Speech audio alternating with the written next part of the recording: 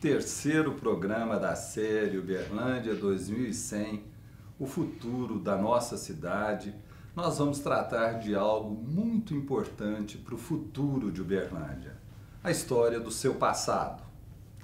E, para isso, nós estamos aqui com a presença de duas pessoas que têm muito a dizer para nós. O historiador Dr. Oscar Virgílio e o jornalista Elcio Laranjo, que produziu há mais de 20 anos a série Uberlândia 2000 e Repensando Uberlândia. Dr. Oscar, eu queria que o senhor comentasse um pouco sobre essa preocupação que Uberlândia sempre teve de olhar o futuro. Esse é um tema muito interessante. Realmente, isso existiu e muito antes de existir Uberlândia, antes até do povoamento. Quem começa a pesquisar lá no fundo as origens, né, vai ver que essa preocupação de futuro começou até lá em Cuiabá.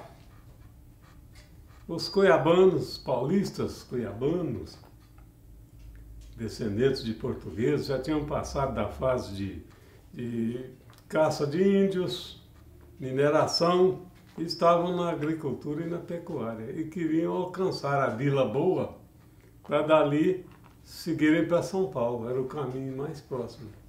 Então, isso aí parece que gerou uma tradição, um costume, ficou impregnado o desenvolvimento da nossa região com essa preocupação de identificar aquilo que seria prioridade. Conseguiram fazer estrada. A iniciativa privada, no ano de 1738, conseguiu fazer uma estrada de Cuiabá a Vila Boa, que é hoje o Goiás Velho. Os fazendeiros se cotizaram. Naquele tempo existia uma figura muito interessante de organização, que se chamava a Junta. As pessoas empreendedoras se juntavam, formavam, às vezes, um capital para fazer isso aí, custearam a abertura dessa estrada de mais de 150 léguas com recursos daqueles fazendeiros lá do Cuiabá. Isso aí foi tão importante que assegurou o monopólio, vamos dizer assim, da rota de comércio com São Paulo, né? Antecipou-se aos baianos e o pessoal de Vila Rica, que também queria chegar até aí, e isso aí permitiu, assim, a intensificação de um comércio com São Paulo. Então, nós já fomos bafejados, assim, por um sistema de trabalho muito interessante. E ao longo da nossa história, veio acontecendo essa preocupação. Depois que começou, então, o tráfego intenso, foi feito um empreendimento, também notável da iniciativa privada, fazendo 18 aldeamentos ao longo dessa estrada do Anhanguera, aqui entre o Rio Paranaíba e Rio Grande, exatamente para dar proteção aos comboios que vinham e voltavam de São Paulo. Isso aí também já foi com vistas à intensificação de um comércio que iria ligar São Paulo à Vila Boa e permitiu a criação, então, né, de condições para um futuro entreposto que veio a ser Uberlândia. Depois que Uberlândia começou a existir, o nosso povoamento aqui, começou a ver o arraial, né? O nosso pessoal pensou no futuro e pensou de uma maneira interessante. Saíram a cavalo buscando assinaturas no abaixo-assinado para a criação da paróquia. Por que a paróquia? É porque a paróquia era um lugar onde se fazia qualificação de eleitores. Já pensavam, então, aqueles empreendedores do passado em organizar politicamente o município para voos maiores, que começariam com a elevação a distrito e depois a criação do município. Aí a gente já vê, nesta ação inicial aí de criação da paróquia, com vistas à emancipação do município, já vemos um trabalho de pensar, já estavam percorrendo aquelas etapas difíceis do sertão antigo mas para a criação de um município onde logo começaria a haver a instalação de comerciantes e de artífices que então atenderiam toda a região do fim do mundo, aí, do sudoeste de Goiânia e todo esse sertão. Isso aí foi o que conseguiu dar a Uberlândia, a futura Uberlândia, uma dianteira que não é possível mais de ser alcançada. A não ser que nós percamos esse entusiasmo, esse ritmo, esse pique dos antigos. Eu explico melhor o que eu quero dizer. Espera aí só um pouquinho. Nós vamos para o intervalo, mas nós vamos voltar na segunda parte da nossa conversa com o Dr. Oscar para conhecer essa história que é realmente fantástica. Nós aqui somos pessoas que viemos de outras cidades e fomos acolhidos por Uberlândia, traz uma característica muito importante dessa cidade. Isso faz com que Uberlândia tenha esse diferencial que a diferencia em relação ao Brasil e a Minas Gerais também, fazendo uma cidade grandiosa como ela é. Merece os parabéns, merece todo o mérito.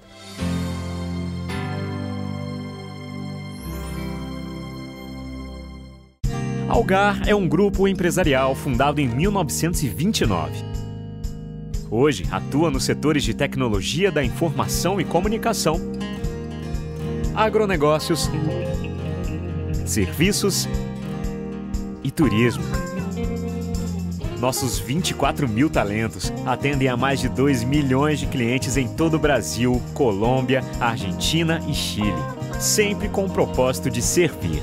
Algar, gente servindo gente.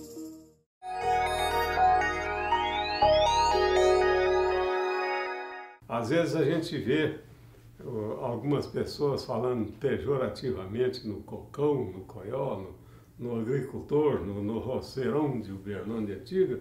Esses homens tinham uma visão espetacular.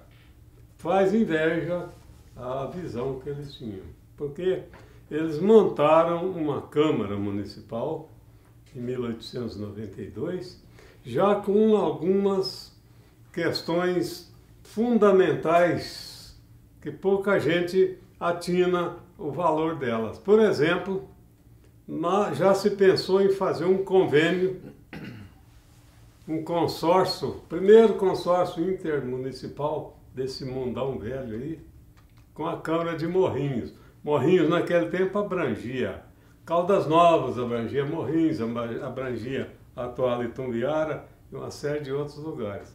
Morrinhos, então, assumiu o compromisso de fazer uma estrada até o Rio Paranaíba, lá do lado goiano.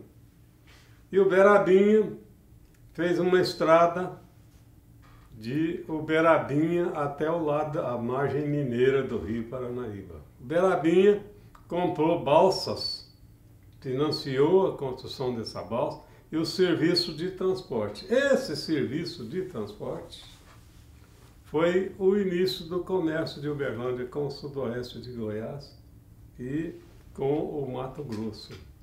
Esse início de transporte aí foi então feito com Uberlândia, Uberabinha, custeando a abertura de estradas em municípios vizinhos, disputando os recursos municipais, que eram poucos, com o pessoal da especulação imobiliária, que queria apenas embelezar a cidade. E então já surgiu um conflito muito interessante.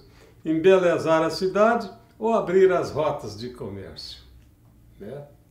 Prevaleceu então a abertura das rotas de comércio. Graças a isso, nós temos hoje então essa dianteira de comércio que depois foi complementada com a abertura, a construção da Ponte Afonso Pena e uma série de outras iniciativas. E essas conquistas de Uberlândia foram fáceis? Foram extremamente difíceis, porque Uberlândia, além de vencer as distâncias, o atraso de tecnológico e tudo isso aí, tinha que vencer também os interesses contrariados. Uberlândia teve uma luta local e uma luta, a disputa com outras localidades, com outras pessoas, com outros interesses.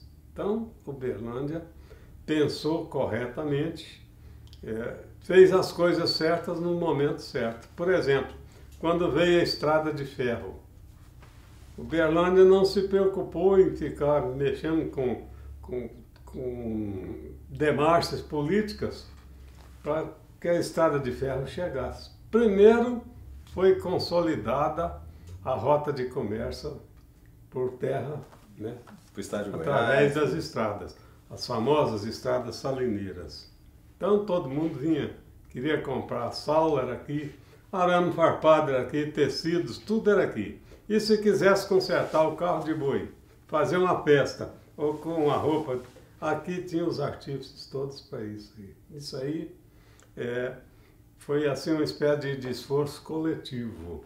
Todo mundo tinha essa visão de que devia participar de um processo enorme, pesado, de construção de uma base econômica, né, para um município que não se destacava pela riqueza em minérios, né, pela fertilidade de terras, mas sim com a capacidade de fazer comércio. A construção das estradas foi também algo de impressionante. O governo do estado não tinha condições, e já é antiga a falta de condições do governo do estado de Minas Gerais, não tinha condições de fazer as estradas. Então houve quem se preocupasse em conseguir a concessão para fazer as estradas. Essa invenção aí de terceirização das estradas, concessão, não é novidade, já foi praticada com muita competência pelos antigos. Fernando Vilela conseguiu a concessão e construiu as estradas em cima das velhas estradas carreiras, aquelas estradas que levavam de carro de boi as mercadorias até o Rio Paranaíba. Então, ele conseguiu formar uma companhia de autoviação intermunicipal, um nome pomposo assim, né? Reuniu os capitais, aquele pessoal desconfiado de antigamente, mas enxergou que era importante, era um bom investimento, aplicou dinheiro nisso aí. Essa companhia então conseguiu abrir as rotas de comércio e, além de abrir as rotas de comércio na nossa região aqui, estimulou a abertura de outras companhias no estado de Goiás, em Rio Verde, para a construção das outras estradas complementares lá. A rede do sudoeste de Goiás começou incentivada pelo pessoal de Uberlândia, que foi lá ensinar como é que fazia, levar automóvel para o pessoal ver como é que seria bom, não é isso? E talvez tenha sido a primeira cidade do interior a fazer o transporte de mercadorias por via rodoviária nos caminhões. Os primeiros caminhões de carga que chegaram no Brasil, adivinha para onde que foram trazidos? Para Uberlândia. Foi aqui que começou esse negócio de transporte rodoviário e construção de rodovias para suporte do comércio com o estado de Goiás. Muito bem, então, depois dessa fase penosa, é que veio a estrada de ferro mogiana, já como um complemento, porque eles já pensaram no seguinte: se nós nos apressarmos, conseguirmos trazer a estrada de ferro até aqui, essa coisa nós temos que disputar com o interesse de Minas Gerais, que queria fazer uma estrada, como de fato fez a Rede Mineira de Viação, que chegaria beirando o Rio Grande até lá no Pontal, não é isso? E Uberlândia queria que fizesse a estrada chegando até aqui. Mas o traçado original da estrada de ferro mogiana atingia Conquista, atingia Sacramento, por ali, para transportar a produção agropecuária de lá.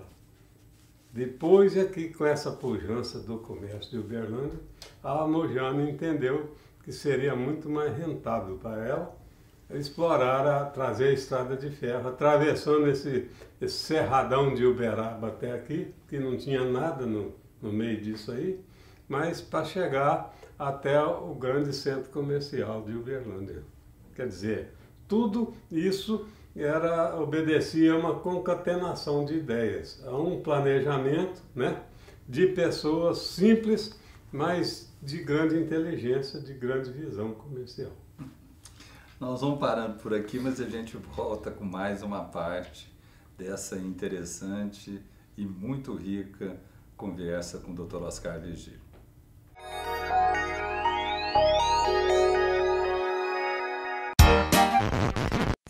Bateu aquela fome e não tem o que comer? Chegou em Uberlândia o aplicativo NetCook. Tem os melhores restaurantes na palma da sua mão. Acesse saiforafome.com.br e baixe o aplicativo para seu celular. NetCook! Não adianta inventar. Para vender de verdade, já sabe, né? NetSabe, o melhor portal comercial da sua região. Busca rápida, conteúdo de qualidade e confiável, com mapas, rotas e você ainda busca de qualquer lugar com os aplicativos para smartphone e tablets. Acesse, anuncie netsabe.com.br. NetSabe, bem melhor aparecer aqui. Bem melhor.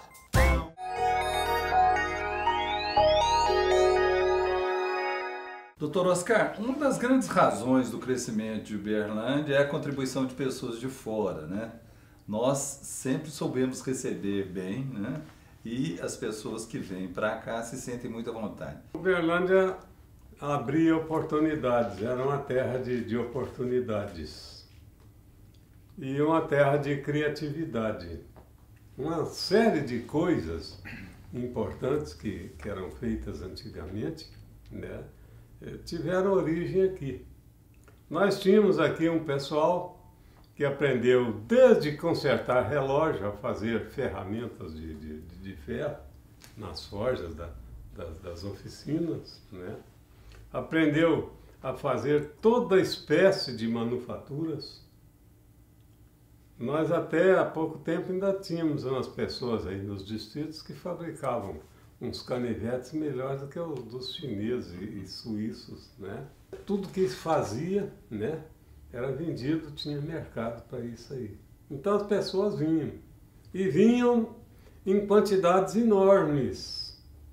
Vinham os costureiros, vinham as parteiras, vinham os doceiros, vinham os ferreiros, vinha todo mundo que sabia fazer alguma coisa. Dizia, lá é aquele formigueiro que é Uberlândia, tem espaço para todo mundo, né?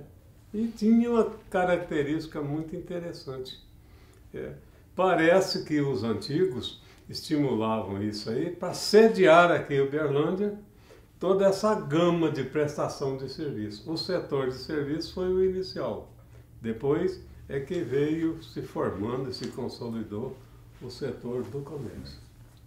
Uberlândia, então, recebia as pessoas com as suas contribuições de inteligência, de esforço, né? Muita gente se deu muito bem em Uberlândia, muitos não se deram bem, mas houve uma participação assim, muito grande de pessoas de outras regiões, né? Que se entrosavam bem aqui e as suas famílias, seus descendentes estão aí até hoje.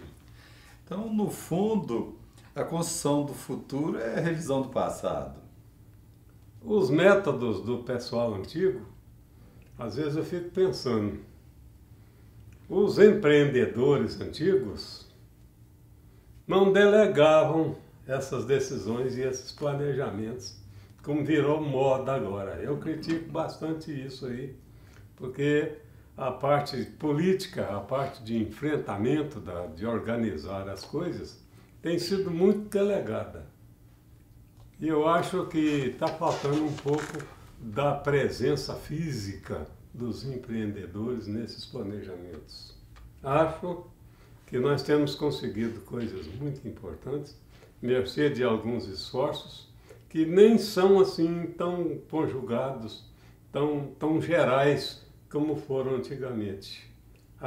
Esse espírito que eu estou dizendo de construção da estrada do Cuiabá, isso eram os paulistas lá de Cuiabá. Muitos deles vieram para cá, montaram as suas residências aqui, suas fazendas aqui.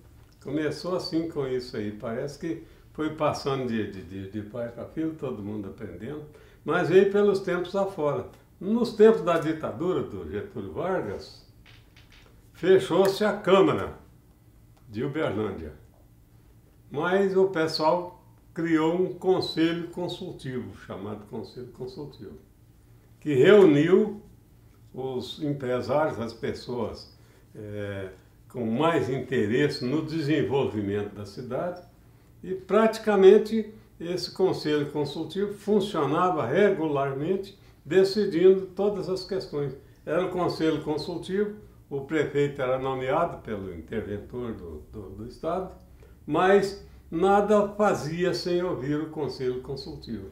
E as decisões do Conselho Consultivo estão aí nas atas da antiga, estão no Arquivo Público Municipal, né? Eram decisões exemplares, decisão de gente que estuda o problema e não queria apenas a solução política com P minúsculo, era a solução política grande, a solução mais conveniente para o município de Uberlândia. Isso aí nos permitiu, numa fase de muita dificuldade, criar um trabalho de união.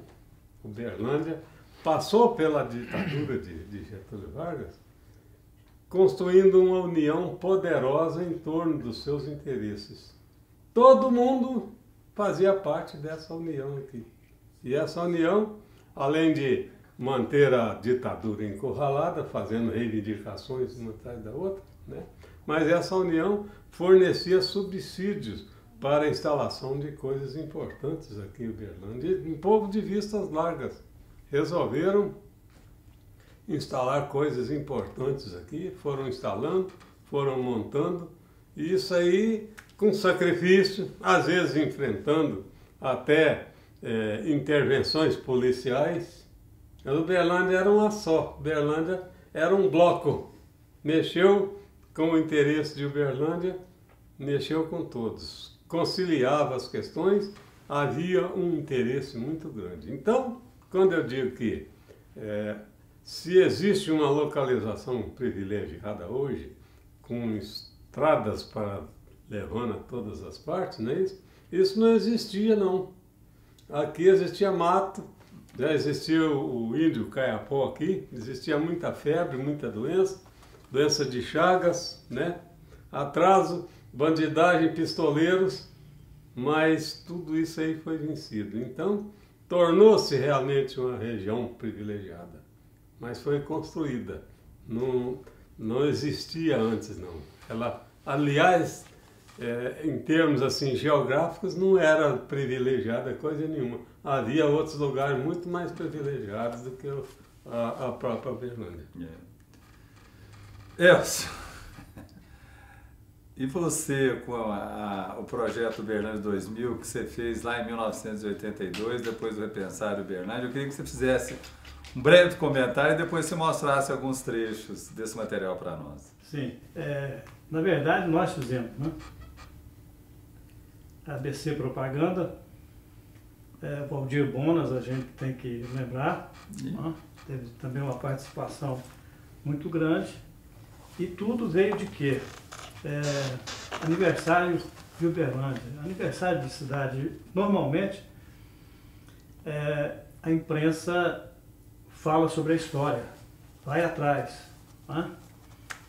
Então nós decidimos, não, vamos pensar Uberlândia para frente, vamos comemorar o aniversário de Uberlândia pensando para frente, pensando no ano 2000. E daí nós realmente fizemos um programa abrangente, uma série de programas abrangentes, que levantamos, acredito, problemas que hoje são realidade.